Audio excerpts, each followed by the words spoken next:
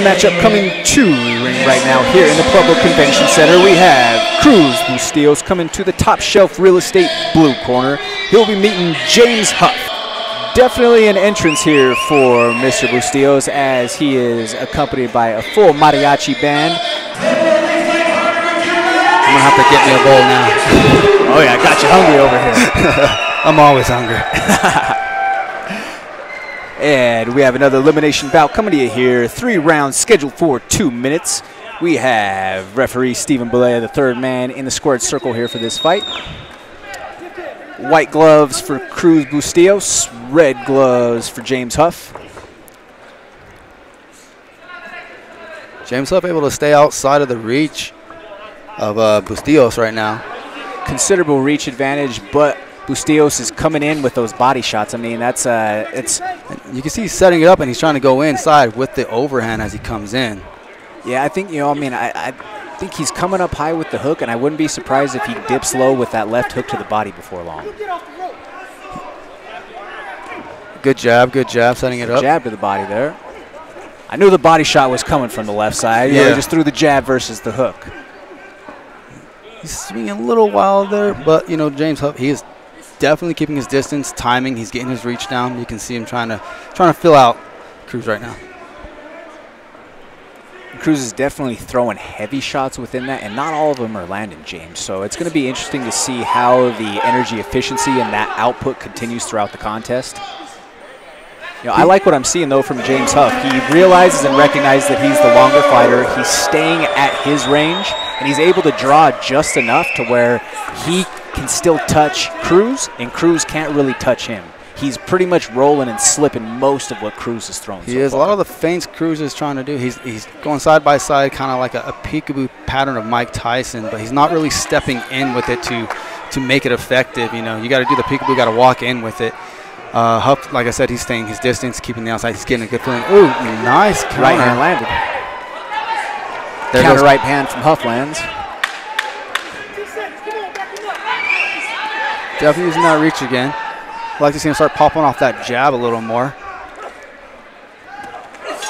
Nice overhand. That was a great first round, to be honest with you. I mean, very tightly contested first round as well. Let's get this round 2 going and see what's going to be happening here. And we are underway. Round 2 of 3 scheduled here.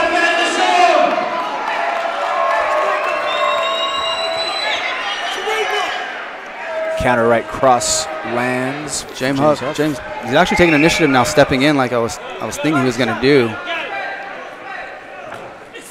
Nice. Oh, nice 1-2 call. Puts Cruz down.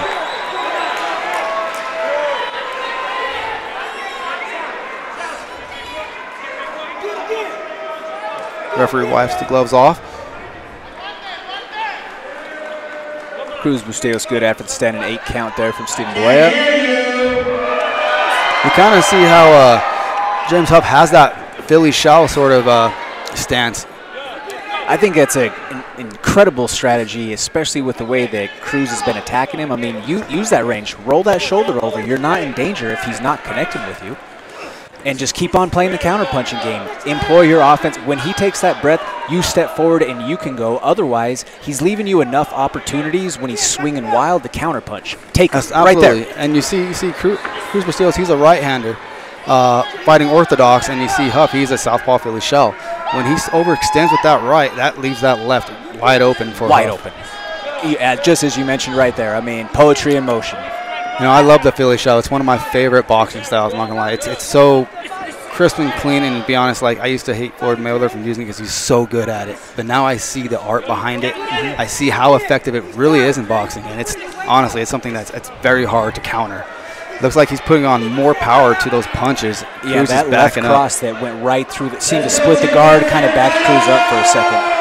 I mean, you know, Philly show, you mentioned Floyd being a tremendous example of it, but a guy who I first really kind of loved with the Philly shell way back in the day, who made it prominent as well, was Bernard Hopkins. Oh, yeah, absolutely. Bernard Hopkins. And I tell you what, I don't think anybody hit as hard as Bernard Hopkins. Well, and the comparison too there, just to show like that knockdown that we have right there where he kind of falls face down with an arm out awkwardly. In an MMA fight, that probably gets stopped. Yeah. Whereas in boxing, you get an 8 count. Oh, let's get back up and let's keep on going. 9 times out of 10 in MMA, that fight would be stopped for sure. So just a little bit of a difference in terms of how the damage gets accumulated. But, just speaking right back to the efficiency of that Philly shell, that just keeps you from wearing so much if you're technically capable of performing what that style requires. It's a very difficult style to mimic, I'll tell you that, and to learn. Well, because if you don't get it right, you're going to get mollywopped. Oh, my gosh, yes, you are. Trust me, it took me a while to get it. Good counter right hand there again from Huff. Strong right cross to the body. He has his timing and his distance down. He's putting that jab out. He's doing a lot of work with the jab. He's staying actually inside, and you can see now. He's switching stances, too. He came out of the Philly shell, and now he's an orthodox fighter. A little confusion on his boxing style, and I feel like Cruz is kind of like doesn't know really what to do right now. Oh, both of them swinging for the fences right there. Nice. Those long punches, though, when he's almost crow-hopping his way into them, Cruz can't take too many of those. I don't think he really can, especially against the ropes. I know the ropes can give you a little bit of leeway, but honestly, if you bounce off that rope and you're going to get one of those punches, it's I'm sorry, lights out. So if I was Cruz, I would definitely try to stay off my back on the ring. I would try to circle, stay outside. You see how he's walking inside Huff's power right now. He's walking right into it. Nice counter though. There.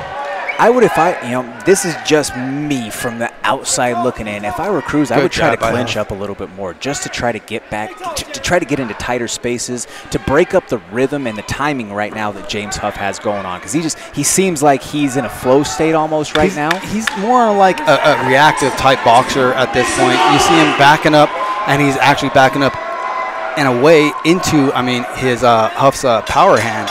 And in doing that, you're not giving yourself any advantage at all. You're taking everything away from what you're trying to accomplish at that point. You know what I mean? Those 2-minute rounds in these fights, like, oh man, like, just give me some more. God, but when you're in there, though, it seems like forever, especially when you're swinging. 120 seconds seems like an hour. It really is.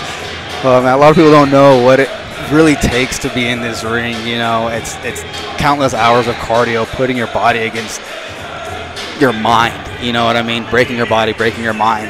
For anyone out there listening at home that wants to know just kind of what the, a small taste of what the cardio taxing, the taxing of your cardio system is, just punch in place, just stand in place. I'm not even telling you to move your feet. Move them as much as you feel you naturally need to do, and just throw punches for 30 seconds. Yep, that'll tell you a lot. That'll tell you right then and there how in shape you are right then and there at that point. You'll separate a lot of people. And if you don't, go ahead and add 2 little pound dumbbell weights in your hands and see what happens. Right, or even, just beyond 30 seconds, like, okay, then can you do it a minute? Yep. We used to do training where we would do that, basically bouncing our feet up and down, up and down, up and down, punching our, basically just jabs out there, you know what I mean? And seriously, 3 minutes. 3 minutes, your shoulders are burning, you're breathing hard, and you don't think you'll breaking a sweat, but you're just. And if you actually have started using footwork, then you feel it in your calves. You feel it in the ball, everything from the balls of your feet running all the way up that back chain, that posterior chain. You're starting to feel it because you're just bouncing each time. You're trying to throw, you're trying to maintain and continue at least somewhat of a steady rhythm within your breathing pattern. So you're not like, oh my God, I am 25 seconds into this 90-second interval of training right now where we're supposed to be bursting, like, oh man. Right, a lot of people just, it's catching your breath, that hard part, putting your body endurance, your lungs, everything to the absolute max, and then furthering it. Right.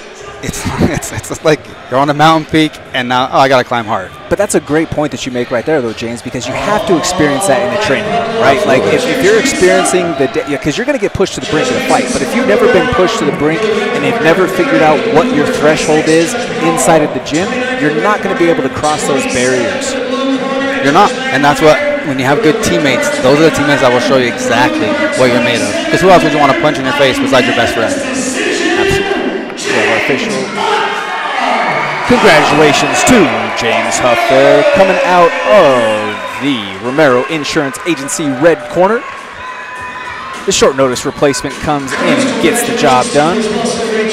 It looked like he was in really good shape. Like I said, after that first round, I felt like it was a good feel round. He wasn't really active. He was just trying to see what Bustillos Cruz is going to give him. And second round, he just came out firing.